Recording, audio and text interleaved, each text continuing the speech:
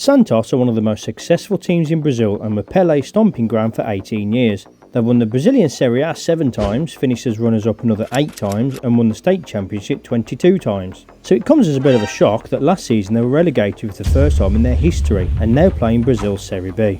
So how have one of Brazil's biggest teams found themselves in this position, and why might it get worse before it gets better? Stick around to find out. Firstly, to understand what's happened to Santos, we need to take a look at what made Santos so good back in the day and work our way from there. Santos were the Sao Paulo state champions in 1955, around about the time that a young lad named Edson started making a name for himself around the club, or Pele to you and I. This was only the second time they won that championship, with the first time being 20 years before that, before Pele was even born. But Pele wasn't on his own. It's often overlooked that he had some very talented buddies to help him. There was a lot of talent around the club, such as Pepe, a ridiculously good winger who went on to manage Santos, as well as about 6,000 other clubs. Zito, a bona fide Santos legend who went on to be their director of football, both of who were in their early to mid-20s by the time of Brazil's 1958 World Cup win.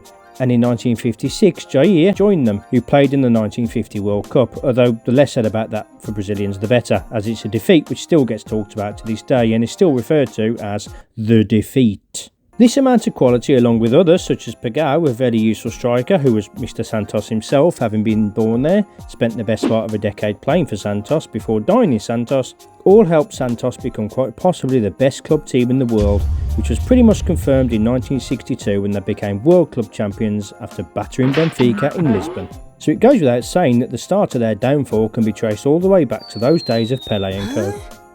What? Let me explain. That team was brilliant. During Pele's time there, they won the state championship 10 times, with another win the year Pele joined, and they've only won it 3 times since 1973. They won the Serie A 5 times in the 60s, and they've only won it twice since. They won the Intercontinental Cup, which is kind of like the dodgy uncle of the Club World Cup, twice in the 60s, the same year as they won the Copa Libertadores, a tournament they've only won once since. So where am I going with this? Santos' glory days were mainly in the 60s and was brought about due to an excellent group of players who happened to come together in the right place at the right time. Santos have otherwise always been a small team, more on that shortly, and during those glory years Santos needed to pay the wages of their top players. They sometimes held matches at the Maracanã, which helped but wasn't a long-term solution, so they needed to make some difficult decisions to cut costs and make dosh. One of those decisions was to come out the Copa Libertadores. Before the days of TV money flying in, the Libertadores was a surefire way to lose money. In the days before Ryanair's $9.99 offers, journeys were often long and expensive, sometimes for only one tie, so Santos decided to come out the competition that they won twice just before that, which was a ballsy move as it opened the competition up to be dominated by Argentinian teams, and as a result the Intercontinental Cup quickly lost its appeal. Santos' alternative to the Copa Libertadores was to organise friendly tours all over the world. Yeah, their solution to save money for long journeys was to organise more long journeys to destinations further away, but there was a method in the madness, as they could tour other continents and make money from fans wanting to watch the greatest players in the world play. And let's not forget that Brazil won their 3rd World Cup in 1970 with 5 Santos players in the squad, including Clodoaldo, the defensive midfielder who Italy couldn't get anywhere near in the final, and Carlos Alberto, who smashed his goal in moments later. And fans abroad wanted to see this kind of talent, so the Santos boys on tour became quite lucrative.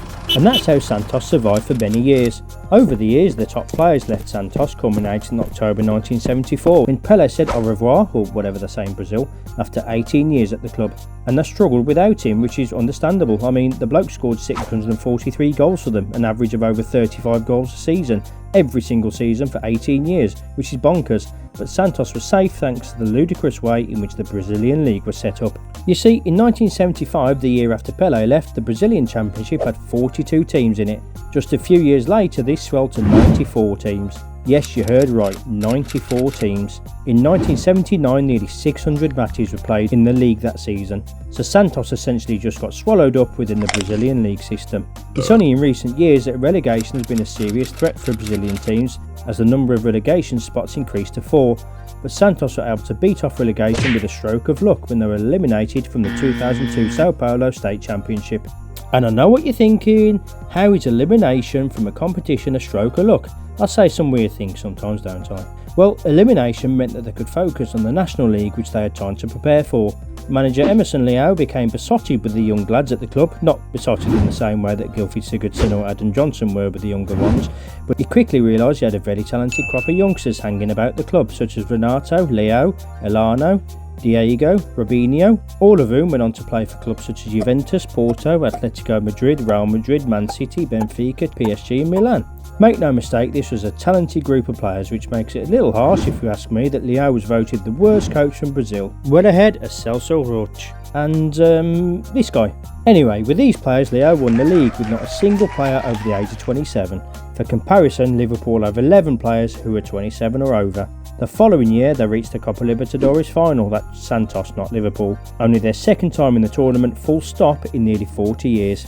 Another league win quickly followed before they reached the Holy Grail by winning the Copa Libertadores in 2011, with players like the current Juventus captain Danilo, his teammate Alexandro, who was on loan there at the time, Gonzo, who didn't have the career he seemed to promise as a youth, but maybe in another universe with the right coach and he could have had, and Neymar.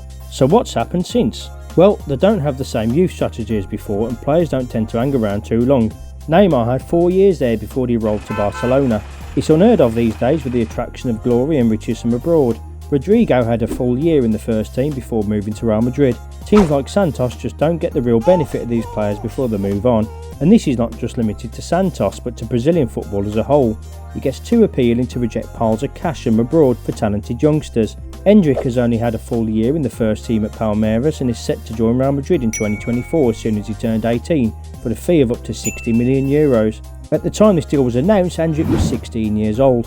Which club in their right mind would reject $60 million for a 16-year-old? Anyway, as this keeps happening over time, it becomes harder to replace the lost talent, and over this time financial gaps widened in Brazil. Money from TV and sponsorship deals came rolling in. Ticket sales have increased as crowd sizes have grown. In 2023, average attendances hit 26,000, roughly the capacity of Selhurst Park, which was a record high for the league. But Santos couldn't take advantage of this. Their little abode, Vila Belmiro, has a standard capacity of around 16,000. In the past, this wasn't a problem, as they'd just make the short journey to borrow Sao Paulo's Pacaembu Stadium and reap the benefits of increased ticket sales, but that's currently been closed for a few years for renovation, meaning Santos has struggled to compete against clubs with more resources and bigger catchment areas. Despite these problems, Santos finished runners-up in the league in 2019, only 16 points behind Flamengo, and also the Copa Libertadores the following year, where they lost to a goal in the 99th minute to Palmeiras. But by this point, Santos were somehow still managing to punch ridiculously above their weight, and have since struggled with stability, with the lack of the focus on youth players and having had 11 managers, including interim managers, in the last 3 years. All this led to their relegation in 2023, when they were overtaken in the last round of the championship by Bahia and Vasco to finish in the bottom 4. But the Santos fans took it well, by setting fire to vehicles and clashing with police. But the truth of the matter is that Santos have been punching above their weight for a long time. They've been lightweights in a heavyweight match. Standards have also increased in Brazil, with the IFFHS naming the Serie A as the strongest league in the world in 2021. The glory years of Zito, Pepe and Pele hid a horrible truth. They were a small fish in a big pond. Every other major team in Brazil is based in one of the massive state capitals, except for Santos. For comparison, Sao Paulo's population is around 20 million. Santos lies on a port and their population is 40 times smaller. Even their stadium's small. For many years they've been a small club trying to compete against the bigger boys, made even more difficult by the burdens of past glories. And it ain't getting any better anytime soon. This geezer is a football finance expert, and in his opinion, of all the recent relegations in Brazilian football, Santos' case is the worst. There are no more parachute payments and they'll miss out on any performance-related TV money. They didn't even qualify for the 2024 Brazilian Cup and have already spent much of their money for the season. All this means to say that Santos begin life in April 2024 in the second tier and with a bleak future, leaving Flamengo and Sao Paulo as the only two clubs in Brazil to have always played in the top flight. Pele will be turning in his grave at how things have turned out in the first season since his death, and conveniently you'll be able to see just how things turn out as he was laid to rest in a mausoleum which overlooks the stadium. So it's quite fitting then that Santos were founded the day the Titanic hit the iceberg. Sorry, spoiler alert for those who haven't seen the film, as Santos have hit their own iceberg and are sinking fast. Time will tell whether Rose will let them onto the door and float to safety, or sink to the bottom of the Brazilian football ocean.